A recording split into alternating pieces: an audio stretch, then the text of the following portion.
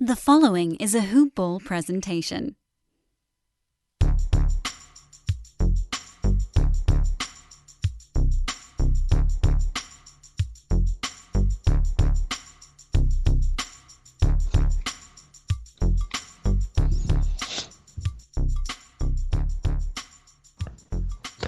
Good morning, Hoop Ballers, and welcome to another edition of Hoop Balls DFS Today.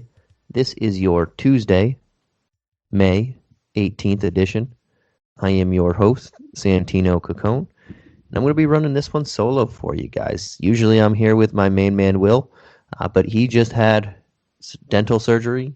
He got all of his wisdom teeth taken out just last night, so he's having a rest day, a DMP old, as Pop would put him at. I hope he's listening to this one. When he told me about it, I sent him the Kobe meme and told him he was soft, but he well-deserved rest day for my man Will. But we got two games today on the docket, just two. One at 6:30 p.m. Eastern Standard Time, one at 9 p.m. Eastern Standard Time. Regular season has finished, but we're technically not on the playoffs yet. We are in the play-in games. Yes, this is the second year of them. They did them last year for the bubble reasons. This year, they're continuing in. It seems like it's going to be something that continues. We'll get into that. But before we get into the two games on the docket, I do want to give a shout out to our guys over at MyBookie, simply the best sports book around. If you didn't get in on the action over the weekend, on the end of the regular season, or the high-profile vacant UFC belt up there, or even the horse racing action, any of that, you want to get into it now. Now the playoffs are starting. You can make some future bets, some playoff bets, all that stuff. Right in the swing of things in baseball season. Hockey's hitting the playoffs. Everything's going on. WNBA just started up again. There's so much going on. Also, they have a fully fledged casino platform, so you don't have to go to your local or nearby casino, or if you live far away from one, you don't have to drive far away to go to a casino that's going to be packed with a bunch of people. You can do it right from your home and see live dealers and all that stuff. So yes, if you want to do that, enter the promo code HoopBall and get your first deposit matched halfway up to $1,000. Yes, get your first deposit matched halfway up to $1,000 with the promo code HoopBall. I also want to give a shout out over to our guys at Manscaped, the #1 men's below the waist grooming in the world. I have a ton of products myself. I bought the Perfect Package 3.0, and it is awesome. It came with a shirt, the toner, some cleaner, the Lawnmower 3.0, which is awesome, and all this other good stuff, a handbag, some boxers. It was amazing. Definitely worth the price, but you can get 20% off and free shipping with the promo code HoopBall20. That's 20% off and free shipping with the promo code HoopBall on any product you want from Manscaped. And I'm going to recommend the Perfect Package 3.0 among all of their great products because it comes with a lot of that stuff. A lot of it is thrown in there, and it is awesome. All right, guys. Now for what you're waiting for. This one's going to go quick since Will's not here. Chatty Cathy Will. And it's only two games. It's the two playing games. But we'll get right down to it. It's the Eastern Conference playoff games. The first game on the docket is the Charlotte Hornets at the Indiana Pacers. This one starts at 6:30 p.m. Eastern Standard Time. We have a spread of 3.5. The Pacers are 3.5 point home favorites. And the total is 229. Both these totals are pretty close. I'll throw them both out right now, and then I'll do it again when I get to the next game. The next game would be the Wizards and Celtics at 9 p.m. Eastern Standard Time.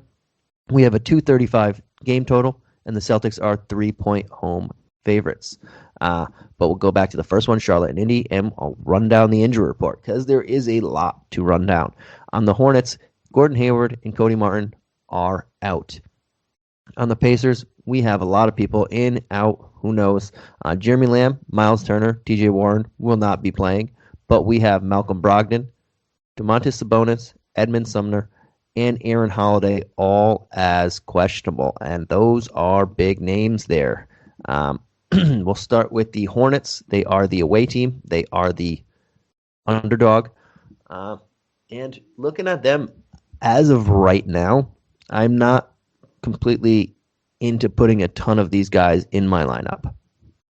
That being said, if the Pacers are missing a lot of those big names, mainly Sabonis and Brogdon, which I don't believe they will be missing them.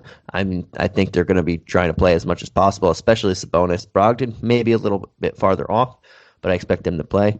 If a healthy game, I'm not huge on anyone in Charlotte looking at all the price tags. But I do have some interest in a guy like Cody Zeller at 4.7. He's been playing a lot more minutes the last couple games, over 30 in the last two. And especially if Sabonis plays, they're going to need a guy like him in the lineup. They need a big body against Sabonis. So I think that's where what's going to happen. If Sabonis didn't play, then I don't know if you really necessarily need Cody Zeller much. They can just throw out P.J. Washington for start at center and play 40 minutes and Bridges, and they can go small with Ball and Rozier and even Graham possibly, or McDaniels. But I'm leaning towards Sabonis playing, and Zeller would be the guy I'm looking at here to get some cheap exposure to this team.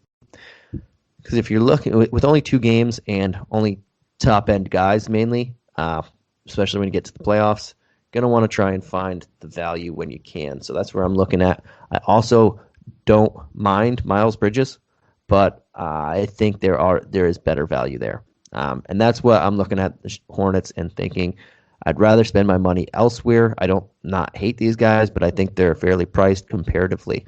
But then again, if the Pacers are missing some big guys, then I'll reassess. Then I think Rozier gets a bump for me. Bridges, who I just mentioned, gets a bump. And maybe I'll look at P.J. Washington if Sabonis is out. So then I don't think they need to run Cody Zeller. And Malik Monk would potentially be more in play for me at nearly bare minimum. And that's a guy that I might throw into the lineup just because there are not many guys you're going to find under 4K that are worth it here. And we know maybe the minutes haven't been there lately, but we know he can get hot in an instant. And that's one of the guys with the highest upside that's very low price tag. So those are the guys that I'm looking at on the Hornets, varying degrees there. On the other side of the ball, the Pacers, we have their two highest priced guys as questionable in Sabonis and Brogdon. We know Turner's already out, so I was hoping Lamb would be able to play because bare minimum 3K would have been fantastic. But as of here, if Sabonis does play, I really like him, and he would probably be the guy that I'm locking into my lineups. I know we'll get to a guy who's over 12,000 in the next game. That's been completely insane, but Sabonis is only 10K. He's the second highest priced guy. That's a $2,500 savings, and he's averaged nearly 50 points against this Hornets team in the regular season in 35 minutes at 20 points, 12 rebounds, and nearly 7 assists per game. That's fantastic. I expect him to play, and if he does, he should be playing a lot of minutes. I played in the last game on the 16th on Sunday, so looking like he played 39 minutes in that one. Put up nearly 60 fantasy points. This is just a very good matchup for him. I mentioned the two centers on the other side of the ball on the Hornets. You got Zeller, Biyombo, who's not really playing too much now, and P.J. Washington. None of those guys pose a threat to him physically on the glass, in the low post, and especially if Brogdon doesn't play, which would just be a much bigger boost also to Sabonis. He's going to run a lot more offense and get, I would expect, near double-digit assists, if not double-digit assists. And that's just great value for him at 10K. So I'm hoping Brogdon doesn't play. I'm hoping Sabonis does play, and that's just a fantastic option for me. 10K, yes, pricey, but I will go there in this particular matchup. If Brogdon does play, he bumps him slightly down, but I still think he's in a fantastic matchup here. And he's going to play as many minutes as he can handle with the season on the line. Them being the 9 and 10 seed, they can't afford a loss. The next game can afford a loss. They don't want to, but they can afford it, and they'll still have another opportunity. This, no. Outside of Sabonis, TJ McConnell. If Brogdon does not play, this guy's just racking up assists. That's what he does. He's been scoring a little bit. He racks up steals as well, and he's been playing a lot of minutes. 3 of the last 4 games, I'll throw out his minutes: 40, 31, 45, 19, 8, and 10 shots. 19 is the outlier, but around 8 to 12 shots, if Brogdon doesn't play, is reasonable. So double-digit points, 7 to 12 assists with some upside, and a couple steals. If he's playing over 30 minutes, like, this guy is a very good he's really good at getting in the passing lanes. He always grabs a lot of steals per minute. So I really like him at 6'2" if he's if there's no Brogdon. If there is Brogdon, then kind of lowers my liking for McConnell a little bit. I probably won't be going 6'2", but it would also depend on the news on Brogdon, if he's going to be super limited or whatnot, or what they say about him. But I think Brogdon might not be playing, so that's where we're looking. I mean, the guy hasn't played in nearly 3 weeks now, so we'll definitely see about that. And hamstrings are tricky. You never know. You could injure your hamstring very quickly. Multiple people have done it. Latest example on a big name, James Harden. The soft tissue injuries, they're all the same, like hamstrings, groins, calves, all those things are similar.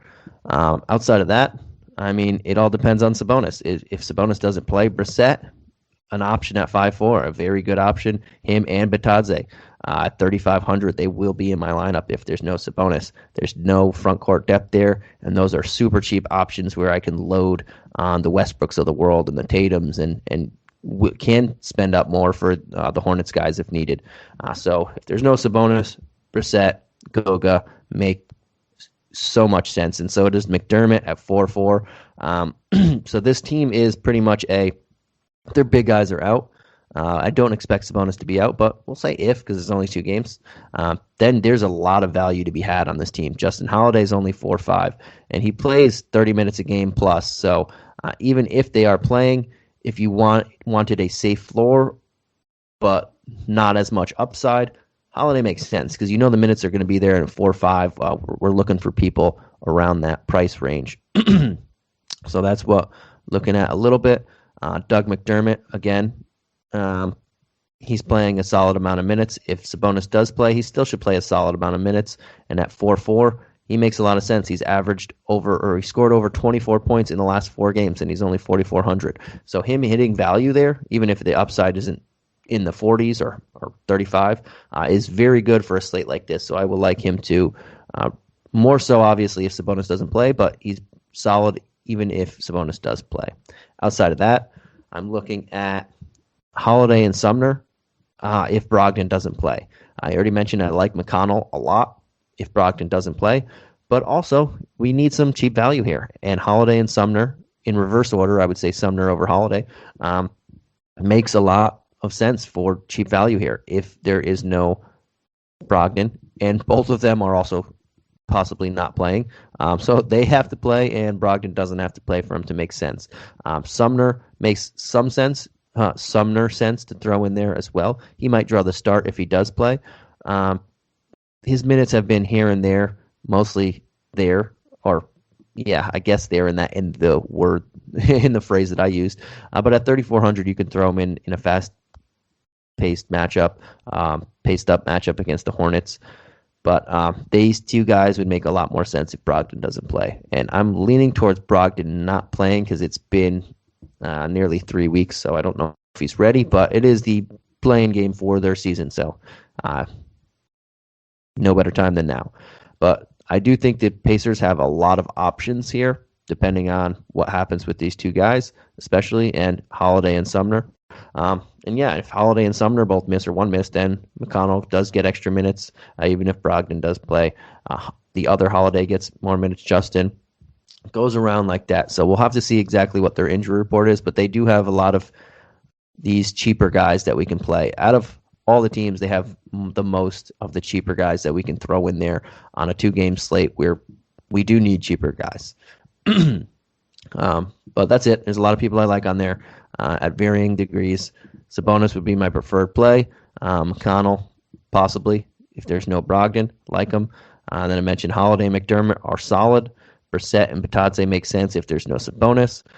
Sumner, Holiday, the other Holiday makes sense if there's no Brogdon. in that order. But we'll jump on over to this next game, our last game of the night. Trying to give a lot of different scenarios here because there are only 2 games, but doing this one early in the morning, so we don't have the full injury report. We don't have anything on a lot of those questionable guys yet, but we should be getting it soon. But this last game is at 9 p.m. Eastern Standard Time. It is the Washington Wizards at the Boston Celtics. I mentioned the spread before, but we'll do it again. The Celtics are 3-point home favorites, and the total is 235, so 6 points higher than the other game.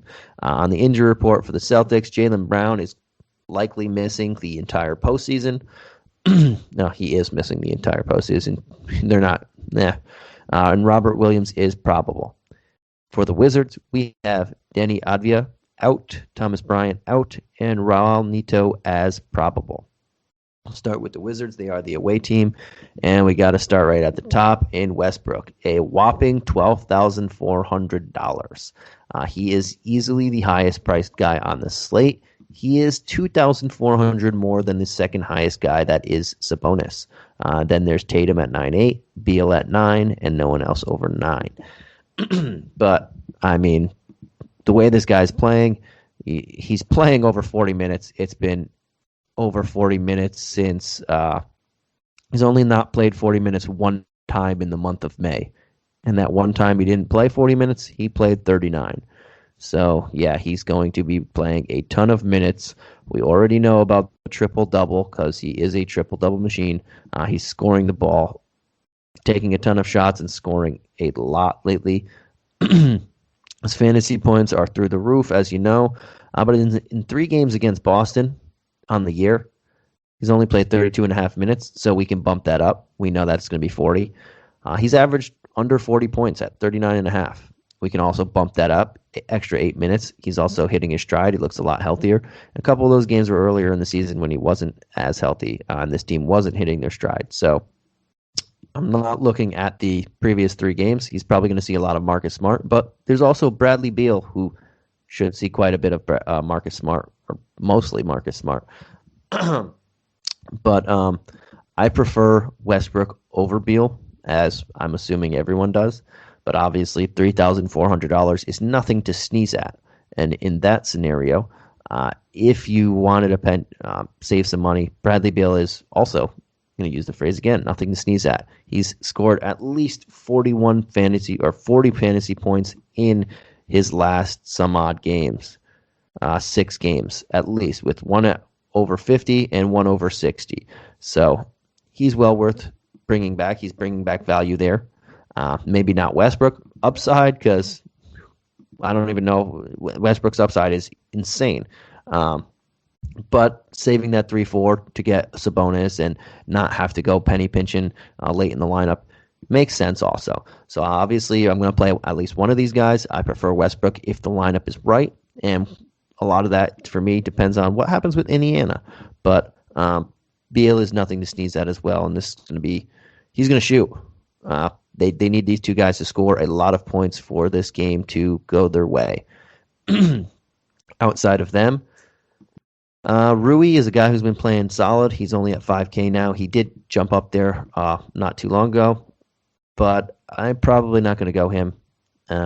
It's not a matchup I love, but I want the other 2 guys. But I am looking at Daniel Gafford. I know the minutes haven't been there, and I'm confused. I'm always confused as why, but he's still a per minute guy, and under 4K, that's what we're going to need. We're going to need some people in there to get some solid value there.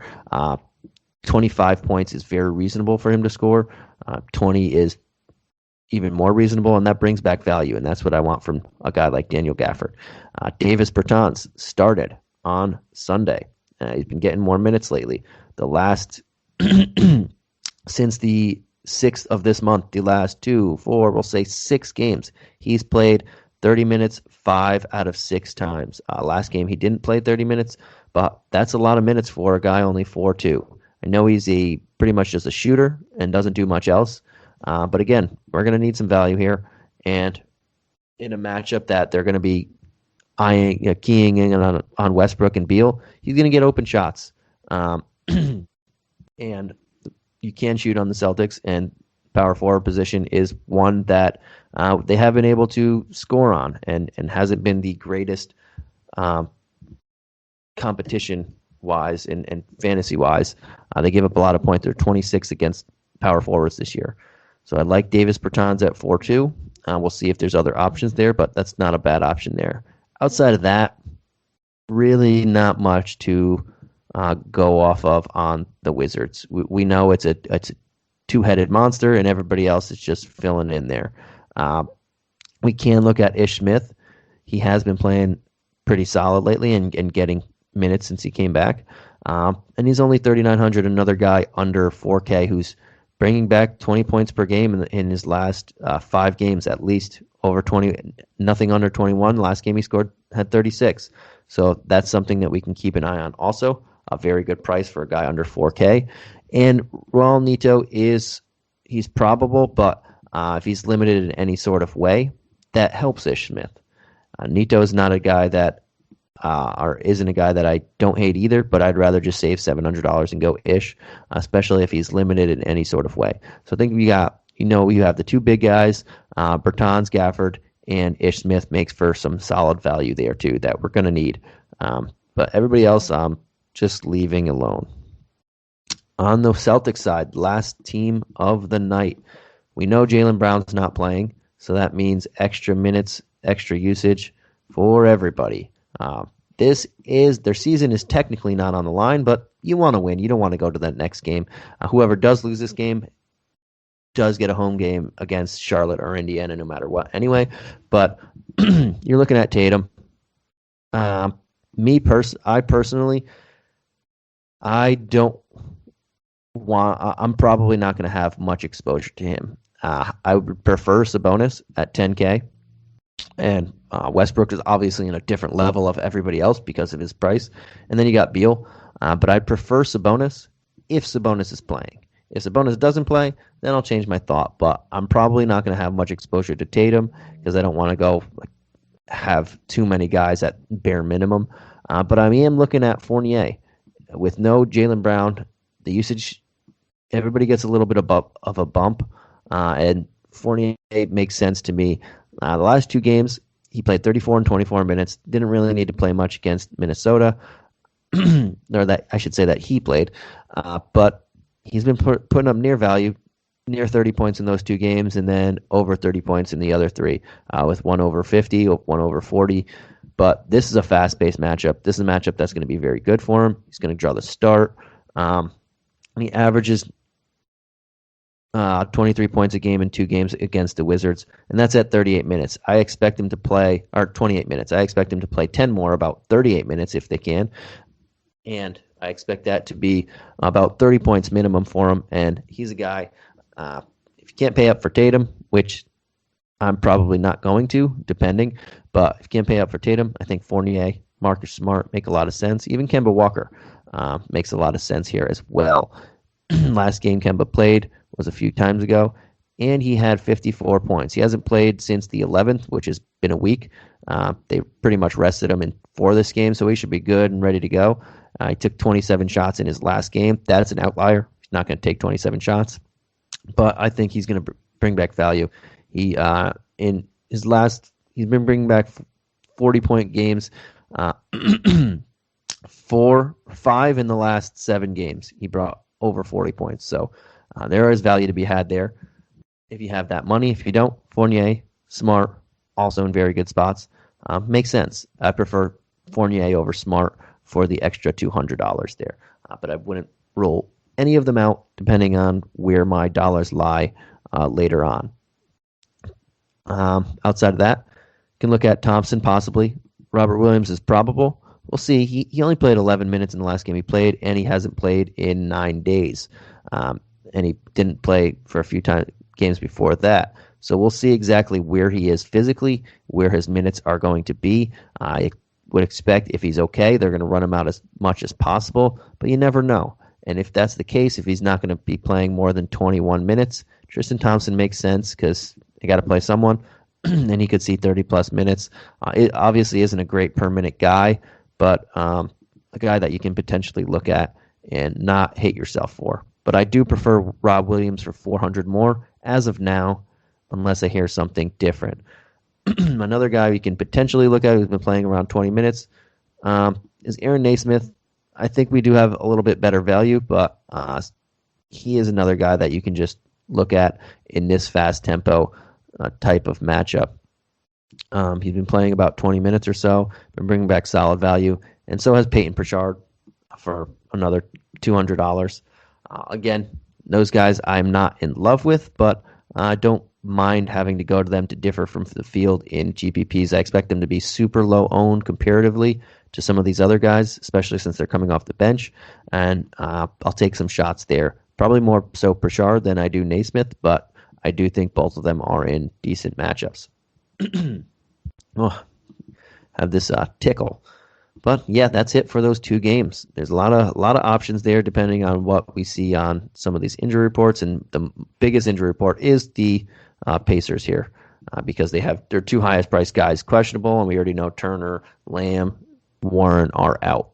But I'll go to these player tiers really quickly. High priced, mid tier, and low. So my favorite high priced guy over 8K is going to be Sabonis if he plays. I just think against this Charlotte Hornets team, especially if Brogdon doesn't play, who hasn't played in 3 weeks, I'm leaning towards him being closer to out than playing. But we don't know. This season's been super crazy. But that opens up a lot more ball handling, a lot more facilitating for this guy, and a triple-double is well within reach if Brogdon doesn't play. If Brogdon does play, he still has triple-double upside in this particular matchup with no true big man or guy that can match his physicality or skill set. So I like paying up 10K, and I expect Sabonis to play 38 plus minutes in this one. He played 39 in that last game, and I expect him to just go out there and play as much as he can possibly handle in a do or die game. My second guy that I like for the mid tier, I'm going to stick to the same team. I'll switch it up so we don't have a couple guys Indy and everything relying on Brogdon, but I'll go with Fournier then. I was going to say McConnell. I like McConnell because I still think Brogdon won't play, but I'll switch it up just in case Brogdon does play and then everybody wondering, who you like after? Fournier at 6K. I won't rely on the injury there, or I should say I will rely on the injury, but one we already know. Jaylen Brown's not going to be playing. He should start. He should play 30-plus minutes in this game. Fast tempo matchup that very well suits him against the Wizards. They don't really have a true small forward. Sometimes they'll play Beal at small forward and go small, or they'll play Bertans. And neither of those guys, Beal's going to be focused on scoring a lot more, and Bertans is a little big and not as lateral. His lateral quickness is not like Fournier's. Really like Fournier to step into a bigger role without Brown, and he has the upside to get 40-plus points at only a 6K value. Or 6K price tag, I should say.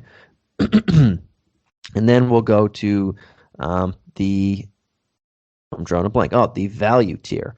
And there are quite a few guys to consider here. And some of them are going to be, or a lot of them will be on the Pacers because who knows who's going to be in, who's going to be out at the moment. But just like I said in the last one, I won't rely on the ins or outs. I do think Sabonis is going to play, and that's why I mentioned him. But we'll go with the should be playing, or no ins, no outs. And I like Ish Smith at 3,900. He's been playing a solid complement of minutes, over 23 in the last 4 games. He has near double-digit shot attempts in every game, the lowest being 9. We're bringing back solid value. And this is a possibility for this team to play small again. There's no Jaylen Brown. They're going to be playing Fournier probably at the 3 a lot, starting at the 3. Smart, Kemba. That's a smaller lineup, so you can get away with playing Ish, Westbrook, Beal for a lot longer stretches. And this guy's been bringing back over 20 points in 5 straight games, with the last one being 36. And that's rock solid value for a guy under 4K. He's bringing back value at least 5x in 5 straight games. Good matchup. Could see more time playing small, and has the potential to bring 6-7 times value here at under 4K, which we definitely definitely need on a 2-game slate. All right, so that's it for the podcast.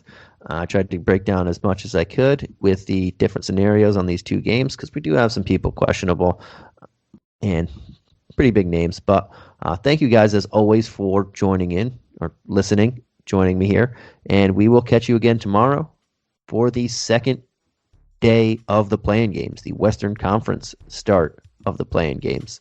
And that will be Keith and Mike on that for the Spurs at Grizzlies and Warriors at Lakers games. So again, thank you guys for joining us and have a great day.